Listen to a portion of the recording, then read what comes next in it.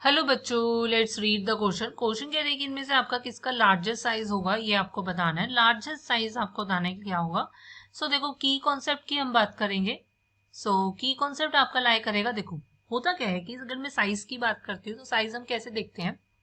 Size आपका क्या होता है, हम जेड इफेक्टिव से देख सकते हैं, राइट। जेड इफेक्टिव मतलब इफेक्टिव न्यूक्लियर चार्ज। अगर जितना ज्यादा आपके पास किसी सिस्टम में जेड इफेक्टिव होगा उतना साइज उसका क्या होगा, कम होगा, राइट। कहने का मतलब है, देखो यहाँ पर बेसिकली हमारे पास क्या है, आयंस है। आपके पास क्या है, आयंस। हमारे पास कटायंस हो सकते हैं जिनपे पॉजिटिव चार्ज है, और आपके पास क्या है, अनायंस हो सकते हैं। हमेशा ध्यान रखना कि कटायंस पे हमारा जेड इफेक्टिव ज्यादा होता है, इसलिए कटायंस का साइज हमेशा छोटा होता है अनायंस से।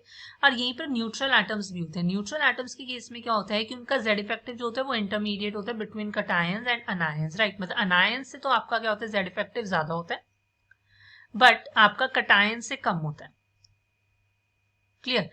इसीलिए आपका जो न्यूट्रल एटम मतलब जो ऑर्डर बनता है वो क्या होता है कि कटायंस का तो सबसे कम होता है, फिर आपके पास क्या है, न्यूट्रल एटम आएगा, और फिर हमारे पास क्या होगा, अनायंस आएगा। ये बाइफिकेशन जो हुआ है आपका, मतलब साइज का जो मैंने यहाँ पर ऑर्डर लिखा है, ये on the basis of Z effective लिखा है कि कटायंस में सबसे ज्यादा जेड इफेक्टिव होता है क्योंकि वो पॉजिटिवली चार्ज होते हैं। न्यूक्लियस, बेसिकली न्यूक्लियस और बैलेंस इलेक्ट्रॉनों का अट्रैक्शन जो होता है वो बहुत ज्यादा होता है, इसलिए कटायंस का साइज कम हो जाता है क्योंकि वो अपनी तरफ इलेक्ट्रॉन्स खींचते हैं, तो साइज डिक्रीज करता है। अनायंस में क्या होता है कि नेगेटिव चार्ज आता है, मतलब कि वैलेंस शेल में एक इलेक्ट्रॉन ऐड हो रहा है, तो मतलब इलेक्ट्रॉन से प्रोटॉन का जो रेशियो है वो मतलब कि बेसिकली इलेक्ट्रॉन बढ़ रहे हैं as compare to proton. Proton Z effective जो होता है अनायंस के केस में आपका वो लेस होता है, इसलिए उनका साइज आपका क्या ज्यादा होता है। फाइन। बट न्यूट्रल एटम के केस में क्या होता है कि उनपे कोई चार्ज नहीं है, बट कटायन से उनका कम होता है, बट अनायन से ज्यादा होता है, इसलिए साइज होता है इनका इंटरमीडिएट रहता है। अब यहाँ पर मैं अगर बात करती हूँ तो मेरे पास क्या है, बी आर नेगेटिव है, आई नेगेटिव है, आई है और आई पॉजिटिव है, राइट। अगर मेरे को यहाँ पर कंपेयर करना है, देखो इतना तो पता है कि अनायंस का ज्यादा होगा, बी आर नेगेटिव और आई नेगेटिव का ज्यादा होने वाला है।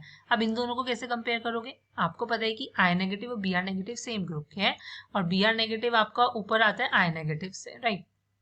मतलब कहने का मतलब है कि आपका जो बी आर नेगेटिव होता है ये आपका क्या है, फोर्थ पीरियड का, और आई नेगेटिव है फिफ्थ पीरियड का।